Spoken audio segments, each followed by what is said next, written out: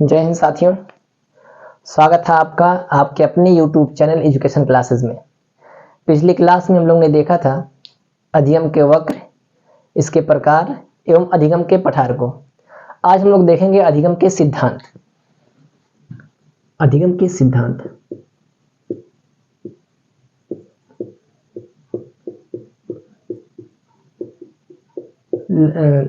Theories of learning.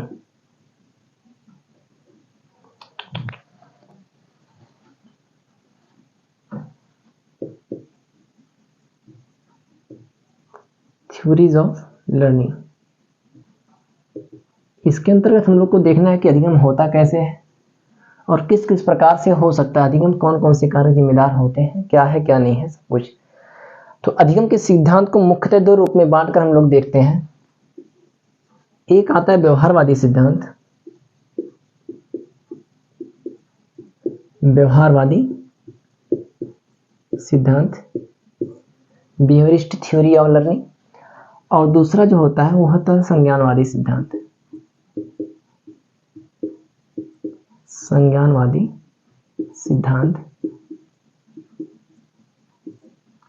इसे हम लोग गेस्टाल्टवादी सिद्धांत भी कह सकते हैं। इसके अलावा भी सिद्धांत होते हैं अधिगम के, जैसे सामाजिक अधिगम सिद्धांत, मानवतावादी अधिगम सिद्धांत, लेकिन मुख्यतः व्यवहारवादी सिद्धांत और संज्ञानवादी सिद्धांत के रूप में इसको हम लोग बांट सकते हैं। तो बिहेवियरिस्ट थ्योरी ऑफ लर्निंग देखते हैं क्या होता है व्यवहारवादी सिद्धांत, ठीक है ना। तो व्यवहारवादी सिद्धांत में होता कुछ भी नहीं है, सीखने की प्रक्रिया को, व्यवहारवादी सिद्धांत में सीखने की प्रक्रिया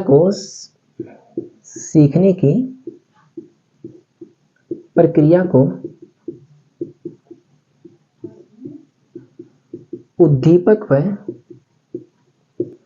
उद्दीपक स्टिमुलस व अनुक्रिया,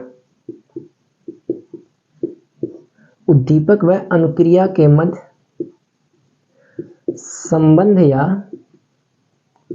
बंधन के रूप में देखा जाता है, या बंधन के रूप में देखा जाता है। जैसे कोई उद्दीपक है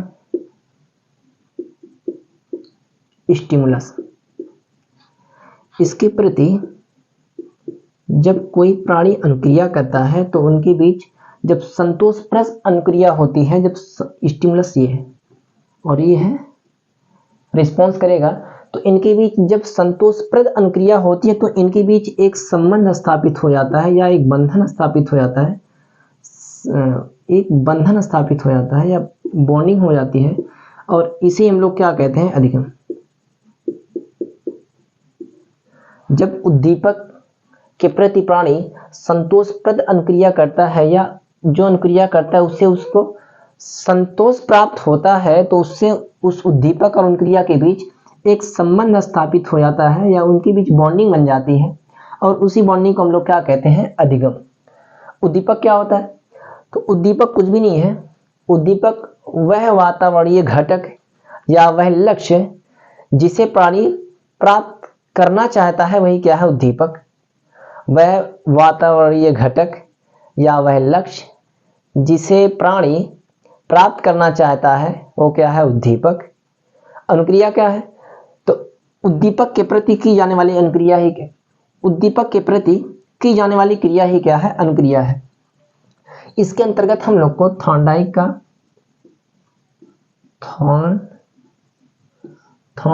का संबंधवाद का सिद्धांत देखना है, संबंधवाद का सिद्धांत, पावलोव का शास्त्रीय अनुबंधन सिद्धांत, शास्त्रीय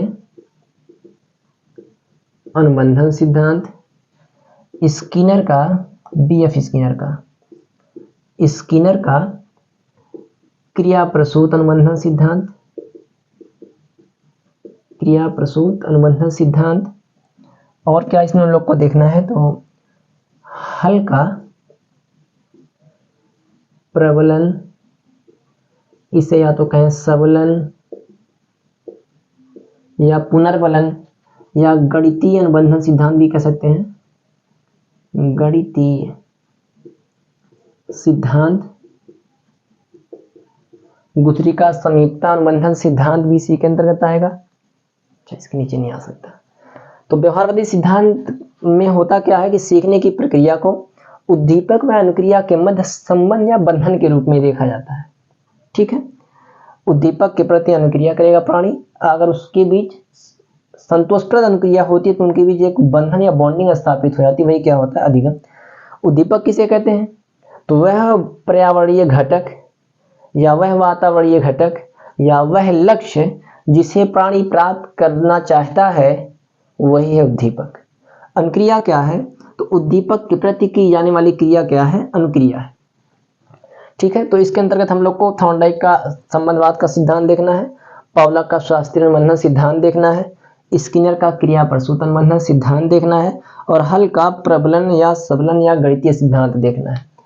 अब आते हैं संज्ञानवादी सिद्धांत के अंतर्गत क्या देखना है हमको। तो पहले देखते हैं कि संज्ञान होता क्या है, संज्ञान किसे कहते हैं। तो देखो, हमारे पास जो ज्ञान इंद्रियां हैं, ज्ञान इंद्रियां कितनी है भाई? 5। नाक, कान, आंख, जिह्वा एवं त्वचा। जिह्वा एवं त्वचा, इन्हें हम लोग को ज्ञान का द्वार भी कह सकते हैं। हम लोग को जो कुछ भी बाहर रूप से हम लोग को जो भी कुछ सूचना प्राप्त होती है या जो कोई भी ज्ञान हम लोग को प्राप्त होता है, मस्तिष्क को इन्हीं 5 कारणों की वजह से प्राप्त होता है। हमको कोई बुला रहा है, हम लोग को कैसे पता चलता है? कान से सुन के। कुछ महक रहा है, कैसे पता चलता है? नाक से सूंघ के। कोई आ रहा है या लिख रहा है, कोई पढ़ा रहा है, कोई गा रहा है, कोई वीडियो बना रहा है, ये सब कैसे पता चलता है? तो आंख से। स्वाद कैसा है? तो जिह्वा से। त्वचा से, कोई हमको पीछे से टच किया या कुछ कोंच दिया, कैसे पता चलेगा? त्वचा से। मतलब जो कुछ भी बाह्य वातावरणीय घटक या बाह्य वातावरणीय प्रक्रिया, जो कुछ भी चीज का हम लोग को ज्ञान होता है, नहीं ज्ञान इंद्रियों के द्वारा ही होता है। तो इनके द्वारा जो ज्ञान होता है, ज्ञान हम लोग के कहां तक जाता है? मस्तिष्क तक जाता है। तो मस्तिष्क तक जो हम लोग के पास हम लोग का जो ज्ञान प्राप्त होता है उसे कहते हैं संवेदना। संवेदना नाक, कान, आंख, जिह्वा एवं त्वचा के द्वारा हमारे मस्तिष्क को जो ज्ञान प्राप्त होता है उसे कहते हैं संवेदना, और इसी संवेदना को हम लोग कहते हैं प्रथम ज्ञान। प्रथम ज्ञान या मानसिक पीढ़ी का प्रथम ज्ञान या मानसिक स्थिति का प्रथम ज्ञान, कुछ भी कह सकते हैं। और इसी संवेदना का जब प्रत्यक्षीकरण हो जाता है, प्रत्यक्षीकरण, इसी संवेदना का जब प्रत्यक्षीकरण हो जाता है तो ही कहलाता है संज्ञान। संज्ञान। अब प्रत्यक्षीकरण 3 तरह से हो सकता है, नाम, पहचान या व्याख्या द्वारा। नाम, पहचान या व्याख्या द्वारा। तो देखो, संज्ञान होता क्या है? हमारे ज्ञानेंद्रियों के द्वारा जो ज्ञान हम लोग के मस्तिष्क को पहुंचता है उसे हम लोग कहते हैं संवेदना, और उसी संवेदना को हम लोग ये भी कह सकते हैं कि वो मानसिक पीढ़ी का प्रथम ज्ञान है। उसी संवेदना का जब प्रत्यक्षीकरण हो जाता है तो ये कहलाता है संज्ञान। जैसे हमारा आंख बंद करके हमारे मुंह में कोई कुछ रखा, तो हमको पहले संवेदना हुई कि हमारे मुख में कुछ रखा गया, और जैसे हम मुंह बंद किए हमारा मुख पूरा रस से भर गया। ठीक, हम लोग कहा कि मिठाई है भाई, रसगुल्ला है, आंख बंद था, कुछ मुंह में रखा गया, तो हमको संवेदना हुई कि हमारे मुख में कुछ रखा गया है। और जब उसकी हम पहचान कर लिए या नाम बता दिए या उसकी व्याख्या कर ले गए, तो वही क्या हो गया? तो हमको संज्ञान हो गया। ठीक है, या सीट पे हम बैठे, यहीं पे बैठे, पीछे से हमको लगा कि कुछ हमारे पीठ में चुभन हुआ, तो सबसे पहले हमको जब महसूस हुआ कि हमारे पीठ में कुछ चुभन हो रहा है, तो वही क्या है? संवेदना। और जब मुड़ के पीछे देखें तो या तो पीछे से कोई पेन कोंच दिया है या मधुमक्खी छेद दी है, कुछ भी हो सकता है। तो जब हम लोग उसका नाम या पहचान या व्याख्या कर ले गए तो क्या हो गया? संज्ञान हो गया, यानी क्या हुआ है एक्चुअली में हमको पता चल गया। या ये भी एग्जाम्पल आप लोग ले सकते हो कि सपोज हम बैठे हैं या लेटे हुए, सोए हुए, ऊपर से हमारे ऊपर कुछ गिरा, तो जैसे हमको महसूस हुआ कि हमारे ऊपर कुछ गिरा है, क्या है वो? संवेदना है। और जब उसका हम नाम बता दिए या पहचान कर लिए या व्याख्या कर ले गए कि सांप था या छिपकली थी, क्या था, तो क्या हो गया, संज्ञान हो गया। तो संज्ञानवादी सिद्धांत में होता क्या है कि संज्ञान से हम लोग के अंदर सूझ उत्पन्न होती है और इसी सूझ से समस्या समाधान किया जाता है, समस्या समाधान होता है और इसे ही अधिगम नाम दिया जाता है। यानी व्यवहारवादी सिद्धांत में जो भी अधिगम होगा वो बंधन या अनुबंधन के द्वारा या बॉन्डिंग के द्वारा होगा, लेकिन संज्ञानवादी सिद्धांत में जो कुछ भी अधिगम होगा वो सूझ के द्वारा होगा। ठीक है, इतनी बात समझ में आई कि नहीं आई भाई, साफ आ रहा है ना? ठीक। अंतर हम कैसे कर सकते हैं, व्यवहारवादियों के अनुसार जो अधिगम होता है वो यंत्रवत होता है, लेकिन संज्ञानवादियों के अनुसार जो अधिगम होगा वो यंत्रवत नहीं होता है। व्यवहारवादियों का कहना है कि अधिगम जो होता है वो धीरे धीरे होता है या सीखने की प्रक्रिया धीरे धीरे होती है, जबकि संज्ञानवादियों का कहना है कि अधिगम की प्रक्रिया धीरे धीरे ना होके अचानक होती है। इसमें अधिगम अनुबंधन द्वारा होता है, इसमें अधिगम सूझ द्वारा होता है। ठीक है, इसमें हम लोग को जो इसके जो मुख्य प्रमुख मनोवैज्ञानिक आते हैं वो आते हैं वर्दीमर,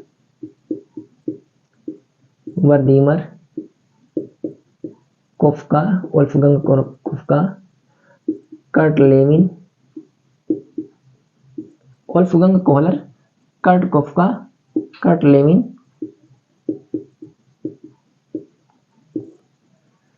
और अन्य भी आते हैं इसमें। तो इसमें प्रमुख जो मनोवैज्ञानिक है वो वर्दीमर है, कोफ्का है, कोहलर है, लेविन है, और इसमें जो है थॉर्नडाइक, पाउलो, स्किनर, गुथरी, ये सब आते हैं। इतने में किसी को दिक्कत हो तो बताओ। व्यवहारवादी सिद्धांत और संज्ञानवादी सिद्धांत में अंतर कर पा रहे हो कि नहीं कर पा रहे हो? इसमें किसी को दिक्कत हो तो बताओ भाई। इतने में क्लियर है? अगर इतना क्लियर है तो आगे बढ़ते हैं, देखते हैं थॉर्नडाइक का संबंधवाद का सिद्धांत। ठीक है,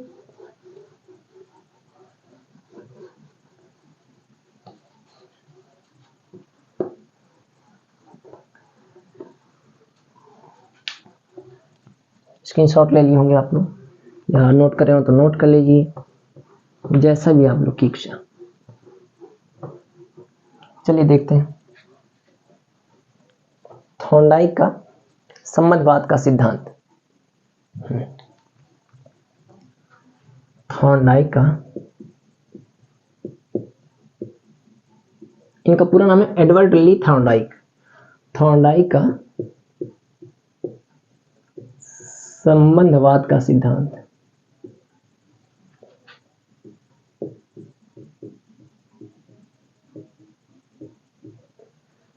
थॉर्नडाइक्स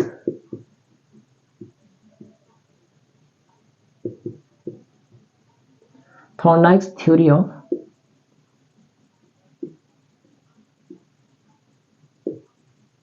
कनेक्शनिज्म।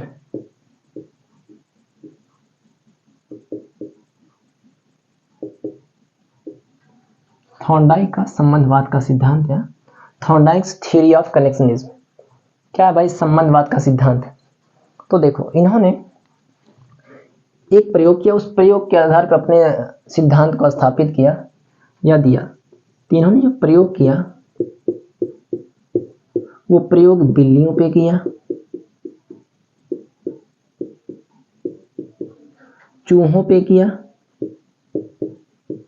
एवं मुर्गियों पे किया। अगर पूछता है कि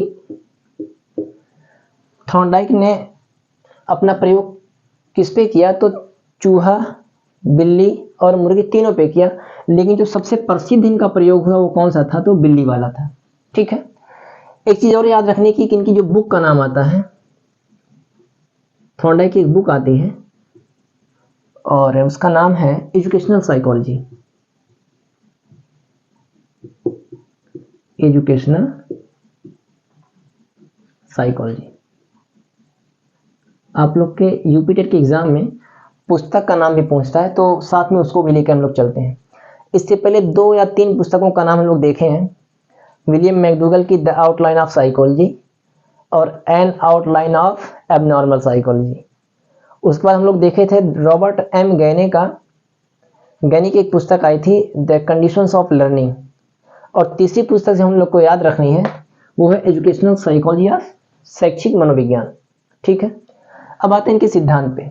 तो थायरनडाइक का जो संबंधवाद का सिद्धांत था, इसके और अन्य किस नाम से इसको पूछ सकता है, बहुत बार इनके सिद्धांत का नाम पूछा है। ऐसा टाइप लर्निंग थ्योरी दिया है, प्रयत्न एवं भूल का सिद्धांत निम्न में से किसने दिया है, प्रयास एवं त्रुटि का सिद्धांत किसने दिया है। मतलब इन्हीं के इसी सिद्धांत को अन्य अन्य नामों से पूछा है, तो इसके अन्य नाम देख लेते हैं। अन्य नाम, सिद्धांत के अन्य नाम। तो संबंधवाद के सिद्धांत को अन्य नाम के नाम से जानते हैं जो है संयोजनवादी सिद्धांत, संयोजनवादी सिद्धांत, उद्दीपक अनुक्रिया सिद्धांत, उद्दीपक अनुक्रिया सिद्धांत,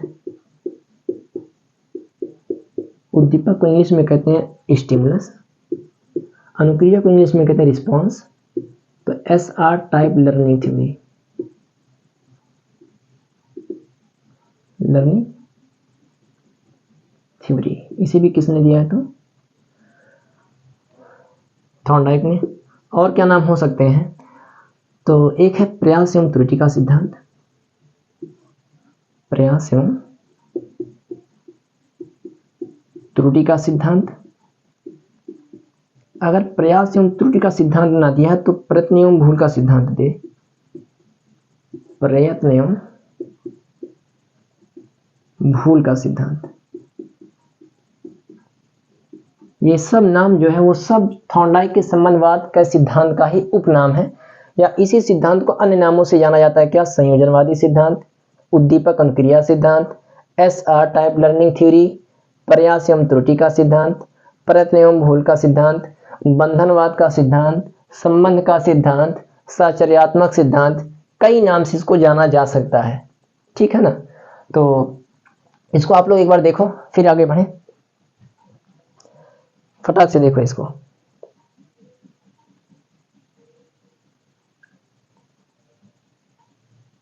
हो गया, मिटा दे इसको, चल रहा है भाई ठीक। मिटा दे इसको। देखते हैं इन्होंने प्रयोग अपना क्या किया। तो अन्य नाम संयोजनवादी सिद्धांत, उद्दीपक अनुक्रिया सिद्धांत, S type learning theory, SR type learning theory, प्रयास एवं त्रुटि का सिद्धांत, प्रयत्न एवं भूल का सिद्धांत। इनकी पुस्तक का क्या नाम है, तो एजुकेशनल साइकोलॉजी। इन्होंने प्रयोग किस पे किया, तो चूहा, बिल्ली एवं मुर्गियों पे प्रयोग किया। आइए देखते हैं इनका प्रयोग क्या था। इनका प्रयोग जो था, तो देखो इन्होंने क्या किया, अपने प्रयोग में एक ऐसा पिंजरा लिया। देखना भाई आप लोग, थोड़ा गड़बड़ रहेगा तब भी।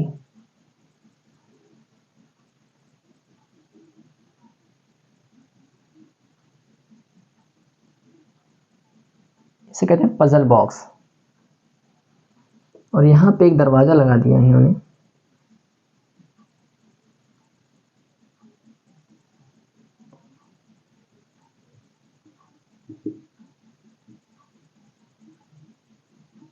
ठीक है, ये उनका बॉक्स है।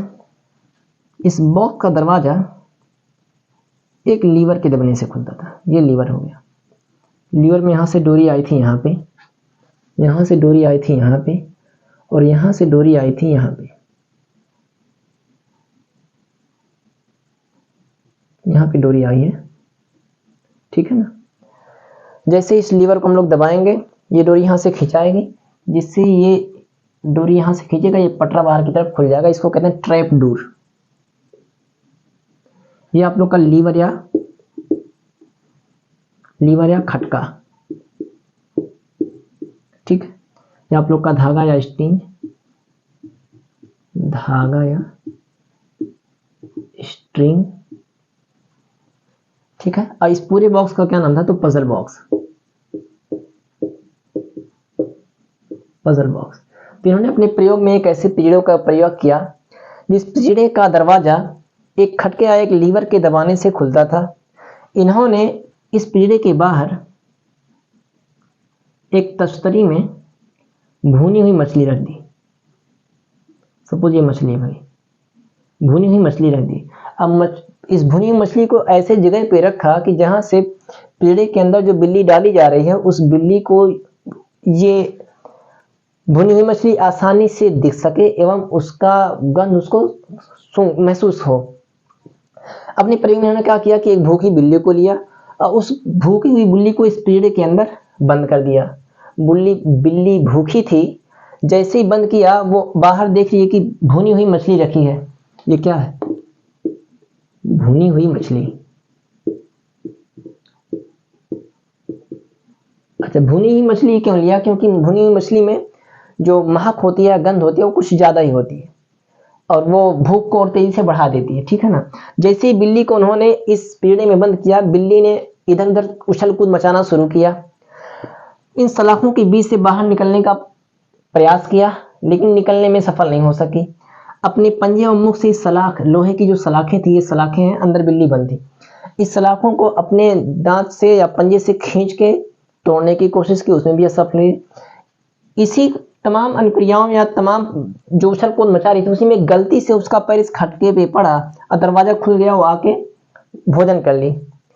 पुनः थॉर्नडाइक ने क्या किया? उस बिल्ली को इस पिंजरे में बंद किया। बिल्ली ने पुनः अपना उछल कूद मचाया, इसके बीच निकलने का प्रयास किया, फिर उसका पैर इस खटके पे पड़ा और दरवाजा खुल गया, वो बाहर आके इस मछली को खा लिया। जब यही क्रिया बार बार दोहराएगी तो थॉर्नडाइक ने देखा कि समय के साथ साथ उसमें जो अवांछित क्रियाएं जो कर रही थी वो थोड़ा कम होने लगी और जहां शुरू में खटका खोलने या इस ट्रैप को, लीवर को दबने में अधिक समय लग रहा था, अब पहले की अपेक्षा बहुत कम समय लग रहा है कि धीरे धीरे बहुत कम समय लग रहा है और बिल्ली इस दरवाजे को खोल के मछली खा ले रही है। और जब बार बार यही प्रयोग किया गया तो एक समय ऐसा आया कि बिल्ली ने इस दरवाजे को खोलना, इस लीवर को दबाना और इस दरवाजे को खोलना सीख लिया। यानी उसका इस उद्दीपक के प्रति, इस लीवर के दबाने वाली अनुक्रिया के मध्य संबंध स्थापित हो गया। अब बिल्ली को जब भी इस पिंजरे में बंद किया जाता था, बिना देर किए बिल्ली तुरंत इस लीवर को दबा के बाहर आ जाती थी। एक दो बार नहीं, 100-150 बार जब जब भी बिल्ली को इसमें बंद किया गया, तब तब बिल्ली बिना देर किए तुरंत का तुरंत दरवाजा इस लीवर को दबा के खोल ली। यानी बिल्ली ने सीख लिया कि इस दरवाजे को कैसे खोलना है। ठीक है, बिल्ली को अंदर बंद किया गया, बाहर है उद्दीपक। बिल्ली इस उद्दीपक को प्राप्त करने के लिए, अपने लक्ष्य को प्राप्त करने के लिए तमाम तरह की अनुक्रियाएं की हैं। इधर उधर उछल कूद मचाइए, ये भी एक अनुक्रिया है, क्योंकि उद्दीपक के प्रति की जाने वाली क्रिया ही क्या? अनुक्रिया। तो इसको प्राप्त करने के लिए वो इधर उधर उछल कूद मचाई, वो भी एक अनुक्रिया। सलाखों के बीच से निकलने की कोशिश की, वो भी एक अनुक्रिया। सलाखों को अपने पंजे से या मुख से हिलाना, ये भी एक अनुक्रिया। और खटके का दबना भी एक अनुक्रिया। लेकिन बिल्ली ने इसको हिलाना नहीं सीखा, उछल कूद करना नहीं सीखा, बल्कि उस अनुक्रिया को सीखा जिससे उसे संतोष प्राप्त हो रहा था, यानी जिससे उसे उद्दीपक की प्राप्ति हो रही थी। बात समझ आ रही है? तो अधिगम क्या है इनके अनुसार? अधिगम वो है कि जब उद्दीपक के प्रति की जाने वाली अनुक्रिया से संतोष प्राप्त होता है तो उस अनुक्रिया और उद्दीपक के मध्य एक बॉन्डिंग बन जाती है, एक बंधन हो जाता है या एक संबंध स्थापित हो जाता है, जिसे हम लोग क्या कहते हैं? अधिगम। इस प्रयोग को पूरे अगर हम लोग समराइज करना चाहें तो इस प्रयोग में चालक का काम कौन कर रहा था भाई? चालक या ड्राइव का काम? तो भूख थी। अगर बिल्ली भूखी नहीं होती तो शायद इतना उछल कूद नहीं मचाती। अच्छा, इस में लक्ष्य क्या था उसका? लक्ष्य क्या था? तो भोजन या भुनी हुई मछली थी। अवरोध क्या था? यह है गोल, यह ड्राइव। अवरोध, अवरोध क्या थी? तो लोहे की सलाखें। इसी में उसे क्या मिलता है? संयोगवश सफलता मिलती है। संयोगवश सफलता, यानी अवांछित क्रियाएं भी इसमें होती हैं। बिना पिंजरा खोलने का तरीका जाने तरीका, खोलने का तरीका जाने, संयोगवश दरवाजे का खुलना। ठीक है। अवांछित क्रियाएं क्या थी, तो इसमें उछल कूद करना अवांछित क्रियाएं थी। अच्छा, उसके बाद वो जो अनुक्रियाएं कर रही है, पिंजरे में बंद बिल्ली, पिंजरे में बंद बिल्ली, पिंजरे में बंद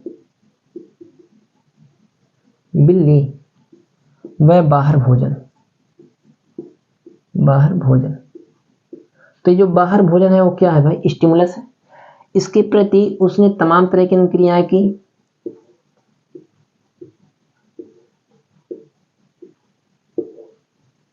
भाई ये नीचे वाला आ रहा है कि नहीं, एक मिनट, चलिए कुछ हद तक हो सकता है। तो अनुक्रिया पहली क्या थी, उछल कूद मचाना, उछल कूद मचाना, ये भी एक अनुक्रिया है। सलाखों के बीच से निकलने का प्रयास, सलाखों के बीच से निकलने का प्रयास, वो भी एक अनुक्रिया है। सलाखों को मुख से काटने का प्रयास, काटने का प्रयास, ये भी एक अनुक्रिया है। और लीवर, लीवर को दबाना और भोजन प्राप्ति, भोजन प्राप्त करना या भोजन की प्राप्ति, यह भी एक अनुक्रिया है। तो उद्दीपक को देख के, यानी भुनी हुई मछली को देख के वो तमाम अनुक्रियाएं करती है, उछल कूद ही मचाती है, सलाखों के बीच से निकलने का प्रयास भी करती है, सलाखों को मुख से काटने का भी प्रयास करती है, और लीवर को दबाना भी जानती है और भोजन को प्राप्त करना भी जानती है। शुरू में तो नहीं जान पाई कैसे खुल रहा है, लेकिन धीरे धीरे वो जान गई कि कैसे खुल रहा है। तो उसका जिस अनुक्रिया से उसको संतोष प्राप्त हुआ, उसी से उसका अनुबंधन होता है। तो वही उसी से अनुबंधन के पश्चात ही क्या होता है, अधिगम। यही कहना है व्यवहारवादियों का। तो स्टिमुलस को देख कर जो रिस्पॉन्स किया जाता है, उसके बीच एक बॉन्डिंग बनती है और इसी से क्या होता है, अधिगम।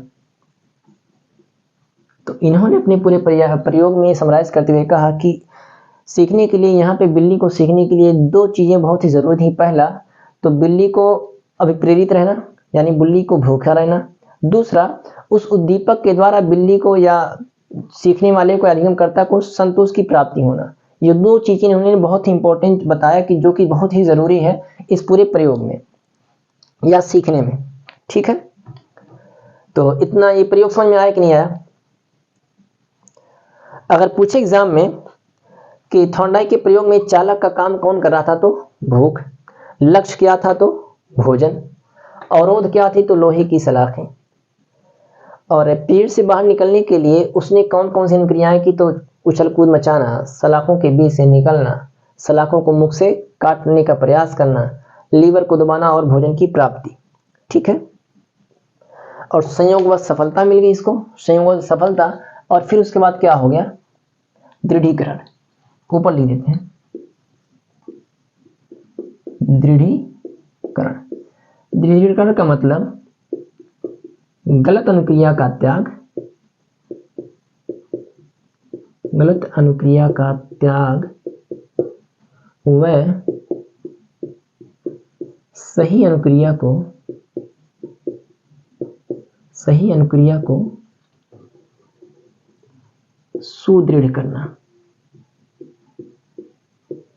पहले तो इधर उधर कूद रही थी, फिर धीरे धीरे उसको एहसास हुआ कि वो सारी चीजें, दरवाजा खुल रहा यहीं आसपास रहने की वजह से, फिर धीरे धीरे वो लीवर को ही दबाना जान गई। तो ये पूरा प्रयोग था। इसके आधार पर इन्होंने कुछ निष्कर्ष दिए, और वो निष्कर्ष ये है कि इन्होंने बताया कि अधिगम धीरे धीरे होता है, अधिगम यंत्रवत होता है, अधिगम सूझ के द्वारा ना होके अनुबंधन या बंधन के द्वारा होता है। तो ये इनके निष्कर्ष रहे, और इन निष्कर्षों के आधार पर इन्होंने सीखने के नियम दिए, सीखने के मुख्य नियम और गौण नियम। सीखने के मुख्य नियम 3 प्रमुख नियम और 5 गौण नियम दिए, जिसकी चर्चा हम लोग कल करने वाले हैं। आज के लिए इतना ही देखेंगे, आप लोग ध्यान से देखो, फिर इसके निष्कर्ष पे ध्यान देते हैं। इसके निष्कर्ष पर ध्यान देते हैं। ठीक है,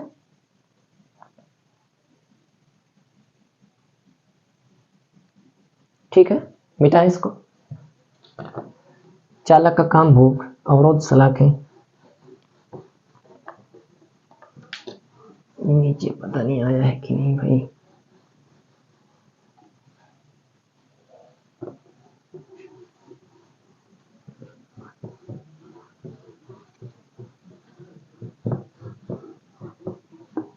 ठीक है भाई, चलिए। तो इस प्रयोग के आधार पर इन्होंने जो निष्कर्ष दिया वो निष्कर्ष क्या है? पहला निष्कर्ष पहला क्या है? सीखना या अधिगम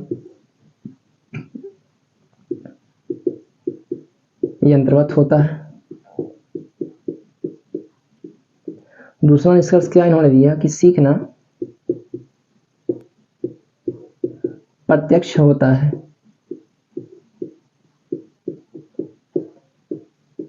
तीसरा निष्कर्ष इन्होंने क्या दिया कि सीखना जो है, सीखना या अधिगम सूझयुक्त ना होकर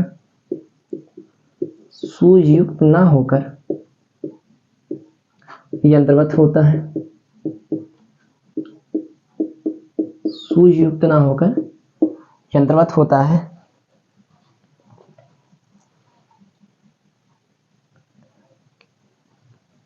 यंत्रवत होता है।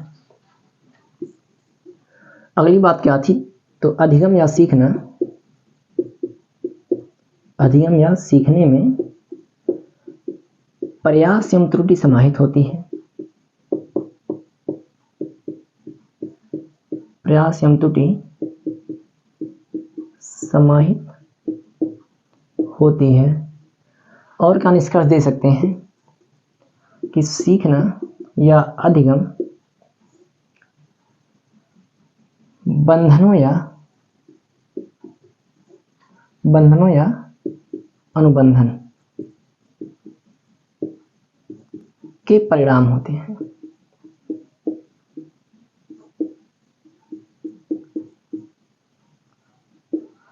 बंधनों या अनुबंधनों के परिणाम होते हैं। ठीक है ना? तो आज हम लोग क्या देखिए कि अधिगम के सिद्धांत में दो तरह के मुख्यतः हम लोग को सिद्धांत देखने हैं। क्या? व्यवहारवादी सिद्धांत और संज्ञानवादी सिद्धांत।